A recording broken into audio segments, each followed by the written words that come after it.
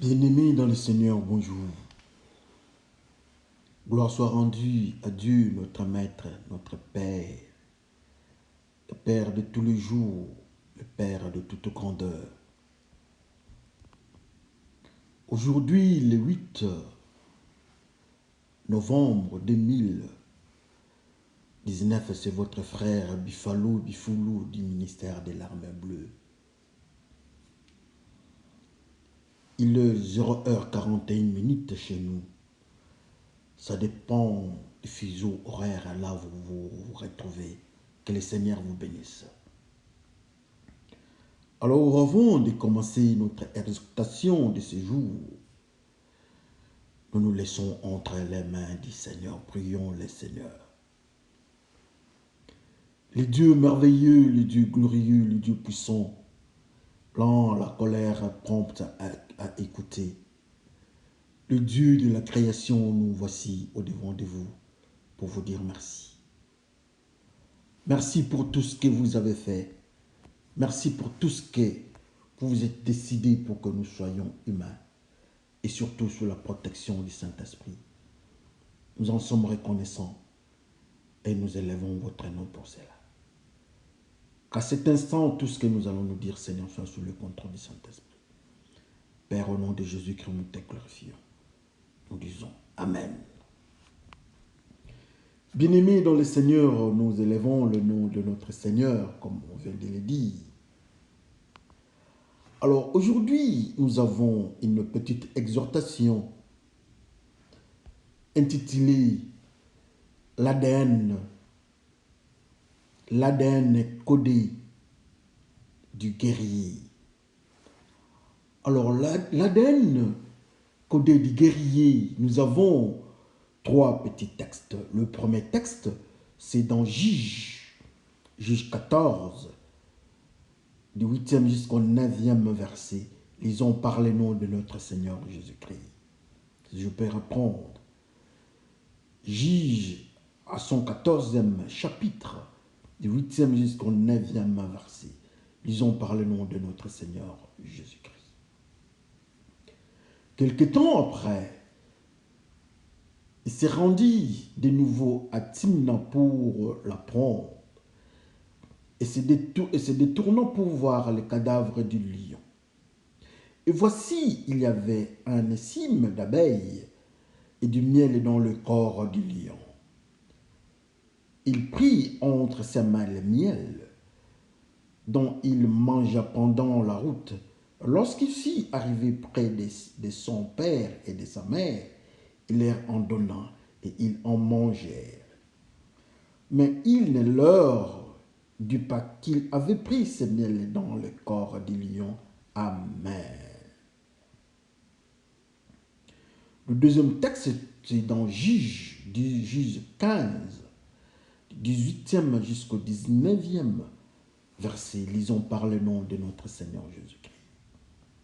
Si je peux répondre, Juge 15, 18 à 19.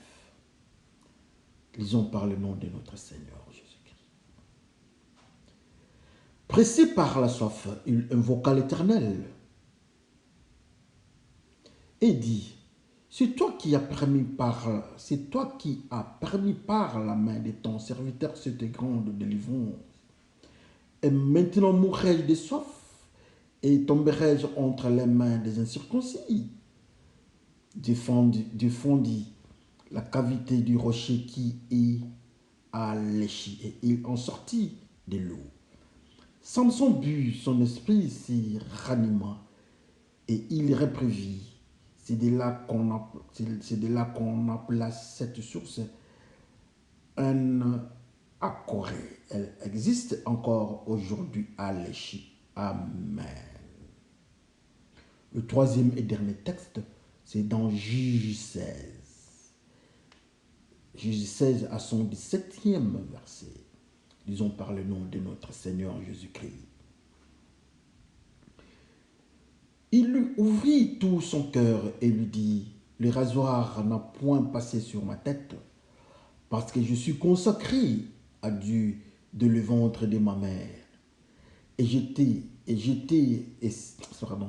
Si j'étais rasé, ma force m'abandonnerait, je deviendrais faible et je serais comme tout autre homme. Et Amen. Nous bénissons l'Éternel, notre Dieu, pour ce message. Nous avons 3 petits textes pour notre intitulé l'ADN codé du guerrier. Dans les trois textes, nous sommes toujours autour des juges. Nous avons parlé des juges 14, nous avons parlé des juges 15 et nous avons parlé des juges 16. Nous avons 3 petites portions. En fait, nous parlons d'une manière ou d'une autre. Nous parlons des Samson. Samson doit aller voir ou chercher une femme. Il était à côté de ses parents, sa mère et son père.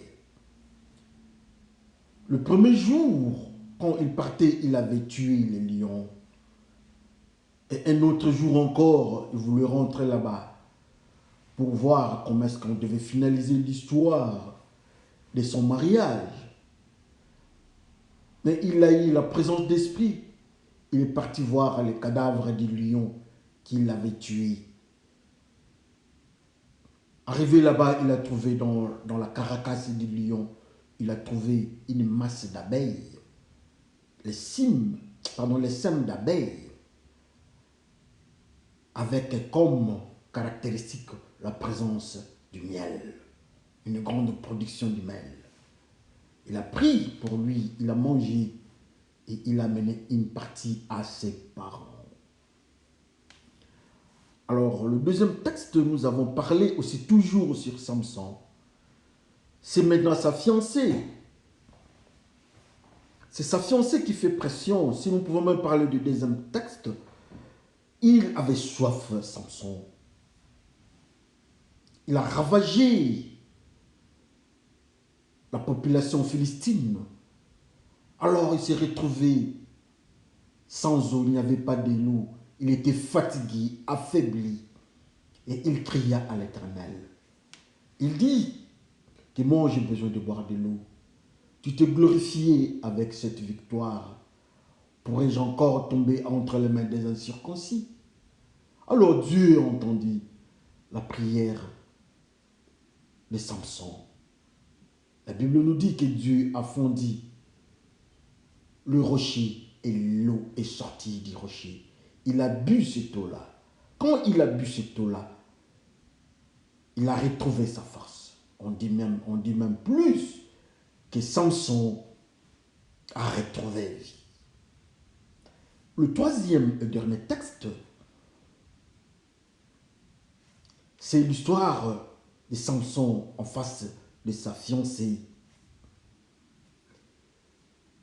Après plusieurs tentatives, il ouvra son cœur pour dire à sa fiancée que si on me coupait les cheveux, si on me coupait mes cheveux, je vais perdre la force que j'ai. Car depuis ma naissance, on ne m'a jamais touché, on ne m'a jamais coupé les cheveux. Car je suis consacré à l'Éternel dès le ventre de ma mère. Malheureusement, c'est ce qui était fait et la conséquence était prévisible. Il avait perdu sa force et vous connaissez la suite. Amen. Et voilà notre histoire, c'est ce que la Bible nous dit. On nous parle de Samson. Samson est un juge en Israël. Samson est né d'une manière mystérieuse avec une série de miracles, de mystères, de visions et de présences angéliques au devant de ses parents. L'ange dit à sa mère qu'elle ne pouvait pas prendre ce qui est impur. Elle ne pouvait pas prendre de liqueur, car l'enfant qui était dans son ventre était pur, rempli du Saint-Esprit, et il était consacré à Dieu. Et nous connaissons l'histoire de Samson. Au Samson, le juge en Israël. C'est ce que la Bible nous présente. C'est intéressant de suivre ce que la Bible est en train de nous dire. Mais ce qui nous intéresse plus, c'est d'écouter ce que Dieu peut nous enseigner, Dieu peut nous révéler dans ces 3 textes que nous venons de lire par l'impulsion du Saint-Esprit. Notre intitulé est l'ADN codé d'un guerrier. Quand nous regardons en face de nous, nous voyons Samson. Samson, il y a son peuple. Samson se retrouve parmi, ou bien dans un peuple martyrisé, sous l'oppression, sous la menace philistine. Et Dieu a activé une machine spirituelle. Et voilà l'enfant né. L'enfant est dans le ventre de sa mère. Et la Bible nous dit que Samson est un juge. Peut-être à la fin, nous allons comprendre pourquoi Dieu nous dit que Samson était un juge spirituellement. Quand Samson s'est promené avec sa mère, la première fois il avait tué le lion. La Bible nous dit, pour les lecteurs de la Bible, pour raison du temps, nous n'avons pas eu à lire tout, mais ceux qui sont lecteurs de la Bible comprennent de quoi il s'agit. Le lion est venu pour tuer Samson, mais la Bible nous dit que l'Esprit de Dieu entra dans Samson et Samson a tué les lions. Alléluia. Nous avons Jésus-Christ qui est le lion de la tribu de Juda. Et nous savons que le diable est un faux lion. Maintenant, la petite question que nous devons nous poser en face de Samson, rempli du Saint-Esprit, c'était le lion de la tribu de Juda qui voulait donner la mort? Ou bien c'est le faux lion, le diable, qui voulait donner la mort?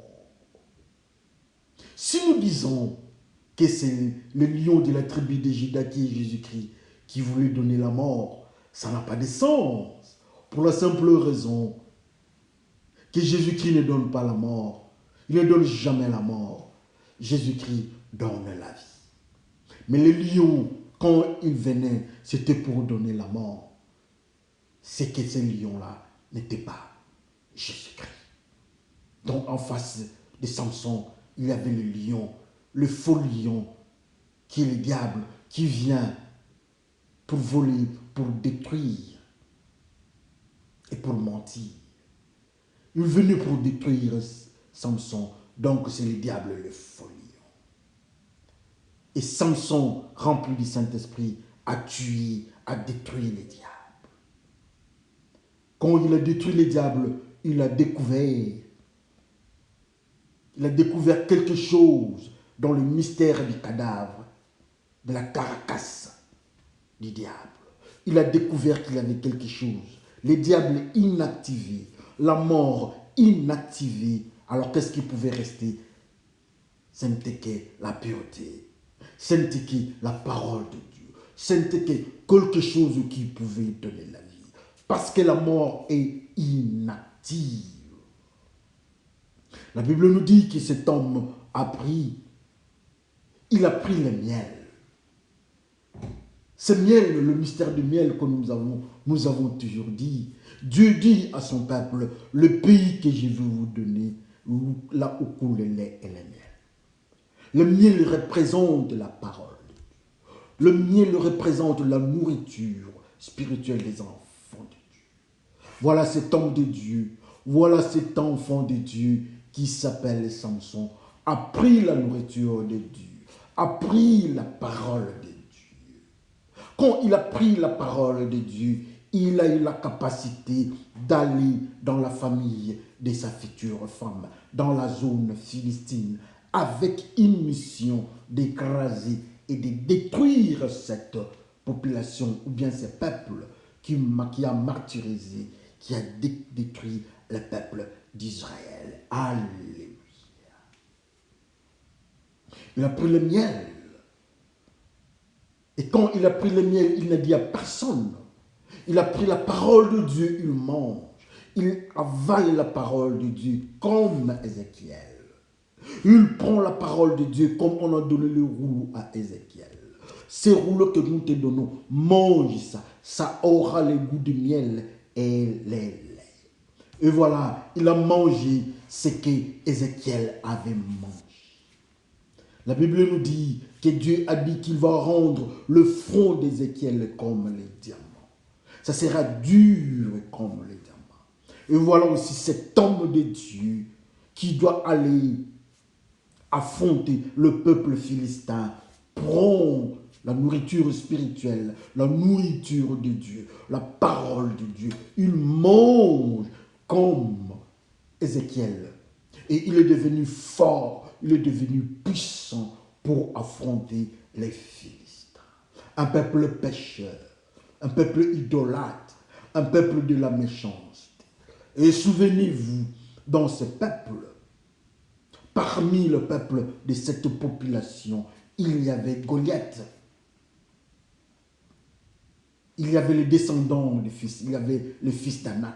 Il y avait des Anakim parmi Goliath, parmi, je m'excuse, les Philistins. Il doit affronter ces peuples. Mais le premier principe, il mange, il prend la parole de Dieu. Il confirme, il renforce en secret, il renforce son ADN. Mais pourquoi nous avons parlé de l'ADN? L'ADN, ceux qui sont dans le domaine des sciences, ADN signifie acide désoxyribonucléique. C'est ce qui caractérise, je m'excuse, les gènes, le caractère héréditaire de l'homme, d'un individu, de la plante, l'animal ou bien l'être humain. Et quand il a pris cette capacité-là, il a mangé la parole de Dieu, il n'a fait que renforcer son mystère dans son génome, dans son ADN. Il le renforce, il fait asseoir la parole de Dieu en lui. Il n'a pas mangé ce qui était des humains. Il n'a pas mangé ce qui était des Philistins.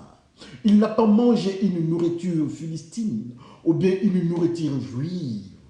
Mais cette fois-là, la Bible nous dit que cet homme de Dieu a pris le miel, qui est la parole. Jésus-Christ lui-même, notre maître, a pris le miel. Les enfants d'Israël ont pris le miel. Jonathan, l'enfant de Saoul, a pris le même miel pour affronter le peuple philistin, où le miel représente la parole de Dieu. Et notre ami encore Ézéchiel aussi, a pris le miel. Alors nous autres, face à ce monde, le monde matériel, le monde méchant, qu'est-ce que nous prenons pour affronter le monde? Face à nos cultures, face aux droits de l'homme, face au mouvement montant des homosexuels, de la lesbianie et du lesbianisme, face au tribalisme, face à la méchanceté du cœur de l'homme, qu'est-ce que nous prenons pour tenir au devant de ces gens-là? Mais laissez-moi vous dire que cet homme de Dieu, c'est sélectionné de Dieu, le choisi de Dieu, le oint de Dieu, a pris la parole de Dieu pour affronter le monde. Alléluia. Et cet homme, encore, on nous dit, quand il est parti, il était en difficulté, il était fatigué. Après avoir fait la bataille, après avoir écrasé le peuple philistin, il était dans la soif. Il voulait boire. Il cria à Dieu. Il regarde dans le monde philistin. Dans ce monde, il n'y avait pas de l'eau. Il n'y avait pas quelque chose qui pouvait lui faire du bien. Cet homme, ce serviteur de Dieu, ce juge d'Israël, crie à Dieu. Et Dieu donne de l'eau. Mais comment est-ce que Dieu donne de l'eau? Laissez-moi vous raconter une petite histoire. Pour l'enfant Ismaël, Dieu ouvra la terre et le sorta de la terre. on a donné à la maman d'Ismaël et Ismaël lui-même. Pour les enfants d'Israël, Dieu a demandé à Moïse qu'il frappe. Et voilà, l'eau est sortie du rocher. Très intéressant. Cette fois encore, Dieu lui-même a fendu le rocher et l'eau est sortie. La Bible nous dit que Jésus-Christ est le rocher des âges. Jésus-Christ qui donne de l'eau, il est lui-même l'eau vive, il donne la vie. Quand Dieu donne, assurément, Dieu ne donne pas l'eau qui donne la mort. Dieu donne toujours l'eau qui donne la vie, qui est Jésus-Christ, l'eau vive. Et voilà, cet homme de Dieu prend Jésus-Christ, et Jésus-Christ qui est la parole de Dieu. Dans ses besoins, dans son besoin, il veut boire. Il est en difficulté. Il crie à Dieu. Et le renfort que Dieu a donné, ce n'était pas un renfort du tribalisme. Ce n'était pas un renfort religieux. Ça n'avait pas une histoire de faire des jeûnes, de crier ou bien l'huile d'onction. Il crie à Dieu et Dieu fait descendre un mystère. Il puise l'eau. Et l'eau là vient du roc, du rocher qui est Jésus-Christ. Et l'eau elle-même s'appelle l'eau vive, c'est Jésus-Christ. Et voilà cet homme, le juge d'Israël, il prend Jésus-Christ. Et Jésus-Christ est la parole de Dieu. Et Jésus-Christ, la parole de Dieu, est la nourriture spirituelle des enfants de Dieu. Dieu donna à cet homme. Alors nous autres, nous qui sommes appelés enfants de Dieu, nous qui sommes appelés serviteurs de Dieu, nous qui sommes appelés chrétiens, nous qui avions des Bibles chaque fois avec nous, nous qui sommes appelés diacres, nous qui sommes appelés anciens, bergers, choristes, chanteurs dans la maison de Dieu. Bref, nous qui sommes appelés descendants de Jésus-Christ, est-ce que nous avons demandé à Dieu comme cet homme a demandé à Dieu? Est-ce que nous avons crié à Dieu comme Samson a crié à Dieu? Samson n'est pas parti voir les anciens d'Israël pour étancher sa soif. Samson n'est pas parti dans des sectes pour étancher sa soif. Samson n'est pas parti à la science pour étancher sa soif. Mais Samson est parti à Dieu. Et Dieu, dans sa souveraineté, il n'est pas parti dans le yoga Dieu, non. Dieu n'est pas parti chez Bouddha non plus. Loin encore, Dieu n'est pas parti chez le musulman ou bien chez Mahomet. Dieu n'est pas parti à Mecque, non. Dieu n'est pas parti en Kamba chez le Kimbanguiste, non. Dieu n'est pas parti chercher l'eau dans des flacons ou bien l'huile d'onction, non. Dieu est parti directement chez Jésus-Christ pour que Jésus-Christ trouve solution aux problèmes, besoins des Samson. Alléluia. Et Jésus-Christ est venu sous forme d'eau vive. Et Samson a pris Jésus-Christ. Il a pris la parole de Dieu. Il a mangé la parole de Dieu. Comme le jour que les enfants, les disciples de Jésus-Christ ont pris le sang de Jésus-Christ, ont pris le corps de Jésus-Christ, le jour de Pâques. Ils ont pris le corps de Jésus-Christ. Et voilà, Samson aussi a pris le corps de Jésus-Christ. En prenant le corps de Jésus-Christ le jour de Pâques, ils étaient, quelques jours après, ils étaient remplis par le Saint-Esprit. Et Samson aussi est rempli par le Saint-Esprit. Il est rempli par la présence de Dieu en lui. Si ceux-là, les disciples, avaient pris le corps et le sang du Christ le jour des Pâques, Samson a pris l'eau vive pour son besoin hydrique. Alors nous autres, dans nos besoins face au monde philistin, nous autres face aux aventures philistines qui environnent notre monde, qu'est-ce que nous prenons pour résister à ces phénomènes. Le Philistin vient au-devant de nous. Nous devons nous battre. Il y a une bataille de chaque jour dans nos téléphones. Il y a une bataille de chaque jour dans nos oreilles. Nous entendons, nous écoutons, nous voyons des choses. Il y a des interactions avec des Philistins. L'homme dans nos cultures, ce sont des cultures philistines qui n'obéissent pas à la volonté de Dieu.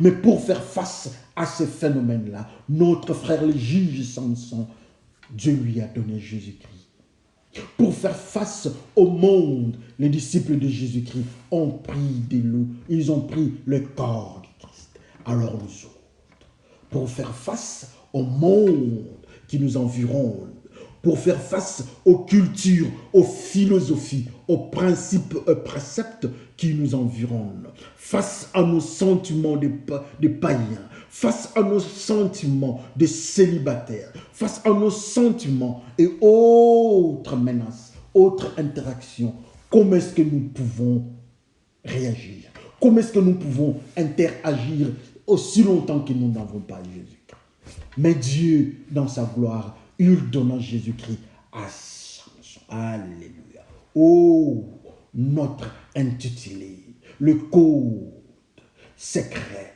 du guerrier. Samson est en train d'affronter les Philistins.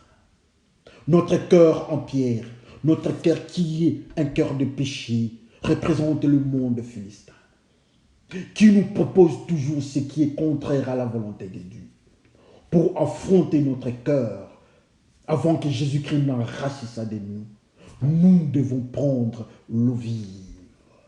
Nous devons prendre le miel.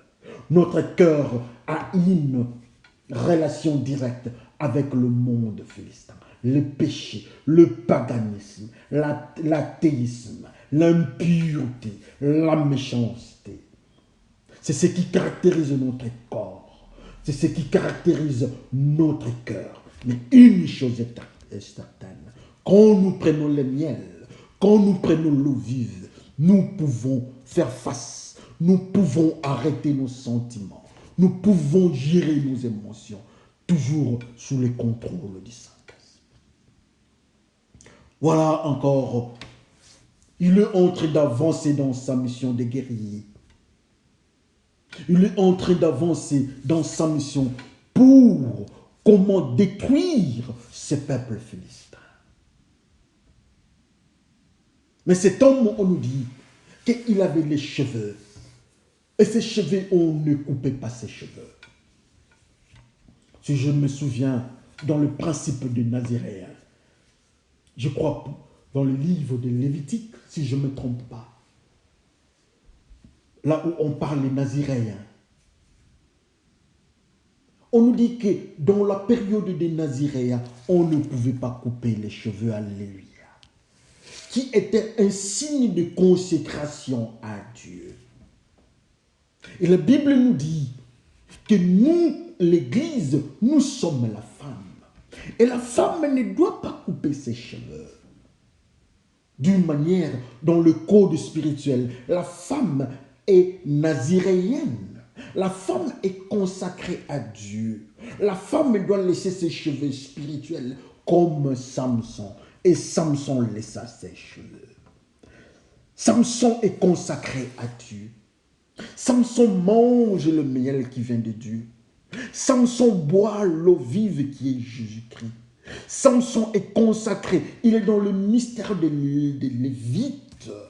Il obéit à la crainte de Dieu. Dans le précepte de Dieu, Samson a des limites. Il est limité dans le principe, le règle, le commandement de Dieu. Là où il ne faut pas toucher, il ne touche pas. Là où il faut toucher, Samson touche. S'il ne faut pas toucher au cadavre spirituel, il ne touche pas. S'il faut rester dans le principe de la robe de lin, il est en robe de lin par la simple raison qu'il est un naziréen. Il est pur au-devant de Dieu. Alors aujourd'hui, quand nous voyons des fois des pasteurs, nous voyons des frères chrétiens au-devant de Dieu avec un comportement indigne des Naziréens? Est-ce que nous pouvons nous dire que nous sommes consacrés à Dieu comme Samson? Est-ce qu'avec le comportement que nous avons, est-ce que nous pouvons tenir face à la pression philistine, face à la pression moabite, face à la pression égyptienne, face à la pression babylonienne, face à la pression assyrienne, face à la pression, bref, à la pression pécheresse? Que chacun regarde sa vie, la manière dont nous nous sommes en train de nous comporter. Les uns sont comportés en yoga, les autres en hindouiste.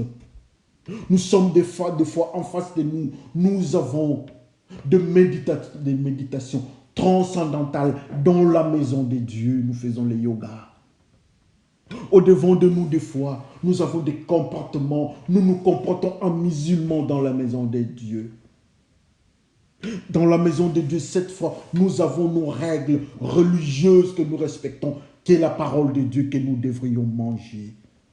Nous ne mangeons plus la parole de Dieu comme notre frère Samson avait mangé le miel. Nous ne prenons plus l'eau vive comme Samson avait pris l'eau vive. Nous n'avons plus la marque de la consécration à Dieu comme Samson était consacré à Dieu. Dans ce principe, comme il avait la crainte de Dieu, la Bible nous dit que Samson, notre frère Samson, était juge dans la maison de Dieu. Dans la maison de Dieu, le principe d'être juge, ça signifie quoi? Dans le livre d'Ésaïe, on nous dit que nous devons être la tête et non la queue. Et la tête, ce sont des juges et des anciens qui obéissent à la parole de Dieu. Le juge et les anciens, ceux qui craignent Dieu, ils sont la tête. Et ceux qui ne craignent pas Dieu, ceux qui sont dans la méchanceté, dans de mauvais témoignages, ceux qui sont dans l'adultère, fornication, sorcellerie et autres formes de péché, on les appelle dans le monde spirituel, on les appelle la queue. Mais Samson est la tête. Comme il est la tête, automatiquement il est le juge dans la maison de Dieu. Il est dans la crainte de Dieu. Il fait le travail de Dieu. Et Dieu lui parle. Il fait sa prière à Dieu. Il n'y a pas une méthode. Il n'y a pas une stratégie ou bien une procédure pour que la prière d'un homme soit écoutée ou bien exaucée par Dieu, si ce n'est que par le principe d'obéissance et de la crainte de Dieu. Quand nous craignons Dieu et que nous prions à Dieu, Dieu écoute notre prière. Et Dieu a écouté la prière de notre frère Samson, parce que Samson écoutait Dieu. Mais nous autres, quand nous venons devant de Dieu, est-ce que Dieu écoute nos prières comme Dieu a écouté la prière de notre frère Samson? Quand nous venons au devant de Dieu, au lieu que Dieu nous voie comme étant des Naziréens, au lieu que Dieu nous donne l'eau vive qui est Jésus-Christ, au lieu que Dieu nous donne le miel comme il a donné le rouleau à miel à Ézéchiel, au lieu que Dieu nous donne ça, c'est les diables, ce sont les démons qui nous donnent l'adultère. Les démons qui nous donnent la fornication, les démons qui nous donnent le tribalisme, qui nous donnent la haine, la magie, la sorcellerie. Les démons qui viennent avec tout ce qui est impureté nous donner. Et quand nous venons, nous prions au devant de Dieu. Dieu active un principe.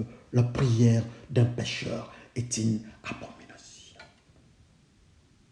Jérémie ne prie pas pour ce peuple. C'est un peuple récalcitrant.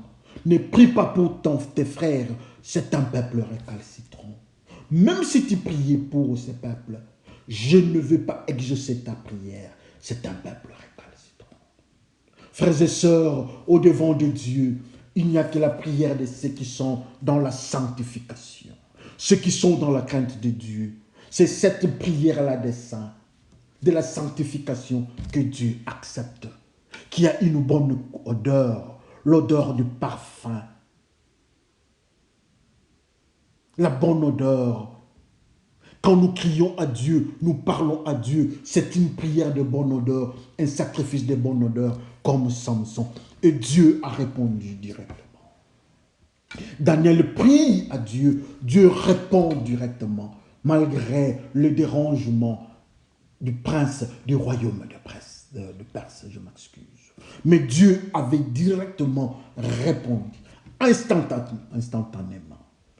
Il n'y a pas un autre moyen pour que Dieu réponde à la prière d'un humain. Ce n'est que dans le principe de respecter Dieu, d'obéir à Dieu, d'être consacré à Dieu, de manger la parole de Dieu qui s'appelle le miel, d'avoir la marque spirituelle qui s'appelle le cheveu, d'être naziréen spirituellement et encore boire Jésus-Christ qui est la parole qui donne vie. Et quand nous avons tous ces éléments-là, quand nous parlons à Dieu, Dieu nous écoute.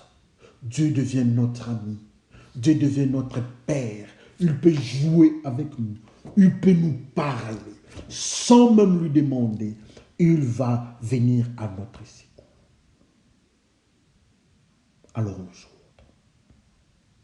Alors nous autres, on nous appelle les anciens. Alors nous autres, on nous appelle chrétiens. Sommes-nous comme notre frère Samson? Regarde le mystère caché de Samson.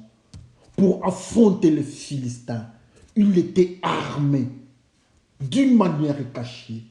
Il était armé, il devait activer des systèmes internes en lui-même. C'est pour cela que nous avons dit l'ADN caché de Samson, codé de Samson. Samson le guerrier, Samson le juge. La Bible nous dit que nous sommes des guerriers. La Bible nous dit que nous sommes des soldats. Nos mains sont formées. La Bible nous dit dans le livre d'Ézéchiel, dans le livre d'Éphésiens, je crois Éphésiens 5, que nous devons avoir, là où on parle des armes spirituelles, nous devons avoir les armes spirituelles. Entre autres, à la main, nous devons avoir l'épée. Nous devons être des soldats du Seigneur. Mais quand nous sommes des soldats du Seigneur, avec quel breuvage? Nous prenons quel type de breuvage? La femme samaritaine ne prenait pas le breuvage qui venait de Jésus-Christ. Mais elle prenait ce qui venait de Jacob. Comme conséquence, elle est restée prostituée. Ismaël prenait l'eau qui venait de la terre. Comme conséquence, il est resté un âne sauvage. Mais les enfants d'Israël, pour eux, Dieu leur donne l'eau qui vient du rocher. Aujourd'hui, c'est une journée que Dieu vient avec Jésus-Christ dans nos vies. Qui est l'eau vive. Il vient nous donner l'eau vive. Comme le jour de Pâques. Ils ont pris de l'eau vive. Ils ont pris le corps de Jésus-Christ. Comme de l'autre côté du jardin d'Éden, Dieu a dit de prendre le fruit de vie. C'est aujourd'hui encore avec le frère Samson. Nous pouvons aussi prendre la même nourriture. Et nous serons appelés naziréens.